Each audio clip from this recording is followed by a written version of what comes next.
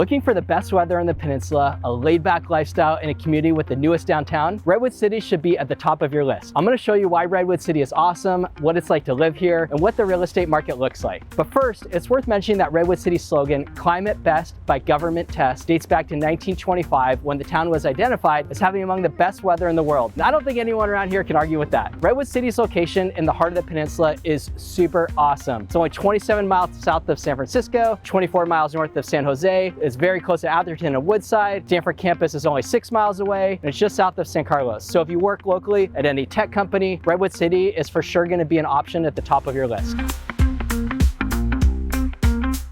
I'm Raziel Ungar, and I'm one of the top agents in San Mateo County, and every day I help nice people like you make a move within or to San Mateo County, and I'd love to be your real estate resource of choice. So Redwood City is not a small town when compared to most on the peninsula. It's actually the third biggest city in the county with a population of 80,000 people, so it's just a little bit smaller than San Mateo and Daly City. Also the oldest city in the county, having been incorporated back in 1856 on land that belonged to the Ohlone people. You might not know this, but back then Redwood City was a port town during the gold rush and continues to have the only deep water port on the San Francisco Bay south of San Francisco itself, and it brings in $10 million in revenue every year. Another thing you might not know is that nearby Redwood Shores is part of Redwood City. It's not possible to travel by road from one to the other without passing through neighboring city of San Carlos. Downtown Redwood City, where I am now, has had a ton of growth in the last 10 years, probably more so than any other town in the county. Broadway, where I am now, was closed down to pedestrian traffic during COVID, and the city has kept it that way, which I think is fantastic. It's anchored by Fox Theater, which has been here since 1929, and there's also a 20-screen movie theater too. There's a lot of really cool restaurants in downtown Redwood City to enjoy, and a lot have outdoor seating, which has become super popular, of course, in the last few years with COVID, and I think that's here to stay. If you're looking for fun activities to do, on Wednesday nights in the summer, there's music in the park at Stafford Park. On Thursday nights, there's movies on the square with a kids movie at 6 p.m. followed by a feature film after that. On Friday nights, there's music in the square, and then on Saturday mornings, almost all year round, there's a farmer's market downtown. There's also a pub in the park, which is 3 times a year, and that has microbreweries and food trucks, and I think that's pretty fun. So there's a lot happening here. Redwood City has 24 parks. The largest park is Red Morton, which has sports fields, picnic areas, and playgrounds, and the Red Morton Community Center has a gym with basketball and volleyball courts, 6 badminton courts, and 6 pickleball courts. There's also Hawes Park, which has baseball fields, tennis courts, and a playground. Garrett Park, which has sports fields, playgrounds, and open green spaces. Stolsaf Park is a great place to go for a hike too, and has some great open space, though if you're looking to get out on a serious hike, you're not going to want to miss Edgewood Park, which has almost 500 acres of open space right on the edge of the city near the 280 freeway and Edgewood Road. I've been hiking there many times, and the views are just fantastic of the bay. On the topic of parks, the most unique one is the Pulgas Water Temple right off of Kenyatta Road. The temple was built in 1938 to commemorate the completion of the Hetch Hetchy Aqueduct, which brings water to Crystal Springs Reservoir all the way up in the Sierra Nevadas, which is almost 200 miles away. It's one of only 3 temples like this in the United States. I've done a ton of cycling right up by the Pulgas Water Temple off Kenyatta Road and stopped there many times to refill my water, and I must say it's amazing water. Redwood City is also known as a hub for innovation with several large companies here, including Oracle, Electronic Arts, Genomic Health, Box, Informatica, Equinix, and C3 AI. For a town of 80,000 people, Redwood City has 7 public elementary schools, and one of them, Orion Alternative School, has a Mandarin immersion program, and 4 of them, Roy Cloud, Hoover, Clifford, and Roosevelt, go up to 8th grade. In most other towns, it's pretty common for elementary school to be K through 5th grade, and middle school 6th through 8th grade, and high school starting in 9th grade. Redwood City has 3 amazingly unusual middle school programs, starting with North Star Elementary, which actually starts a little earlier in 3rd grade and goes up to 8th grade, and it's designed for high achieving students. And there's also McKinley Institute of Technology, which is 6th through 8th grade, but it has a student-teacher ratio of 15:1, which is insanely low compared to even nearby private schools. There's also Kennedy Middle School, which I think is pretty neat. It caters to students who are born outside the United States and have been in the United States less than 2 years. How cool is that? Redwood City has 3 charter schools: Rocket Ship Brilliant Minds, which is K through 5, KIP Excelencia Community Prep School, which is K through 8, and Connect Community Charter, which is K through 8. Redwood City is also home to Kenyatta Community College, which is set on 131 acres in the western part of Redwood City. Kenyatta has hundreds of courses and more than 40 instructional programs, and it's an important part of the community. Redwood City has quite a few different neighborhoods, each with their own unique look and feel. It's kind of like San Mateo in that you can find homes at some of the most affordable prices in the county and also some of the most expensive. expensive. Now I want to give you an idea on what it costs to buy a home in Redwood City. Homes generally range in price from about $1.4 million to $5 million.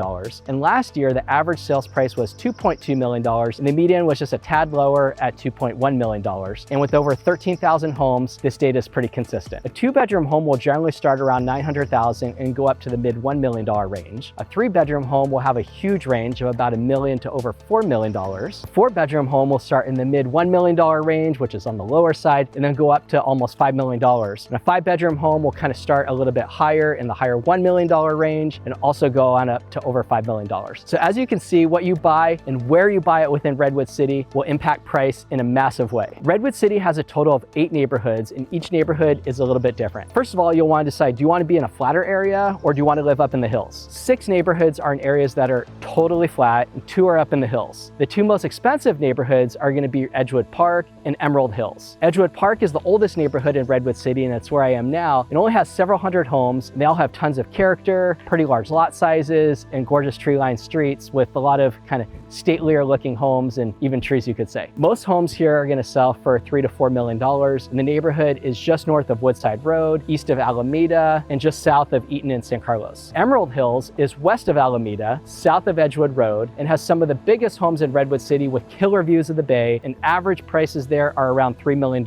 The streets are a little bit more windy and there's no sidewalks, so if that's not your thing, you might enjoy the nearby Farm Hill Estates neighborhood, which has sidewalks and the streets are a little bit more organized, like a grid, kind of what you would think for a typical neighborhood, and many homes there have great views too. Average prices there are about $2.5 million.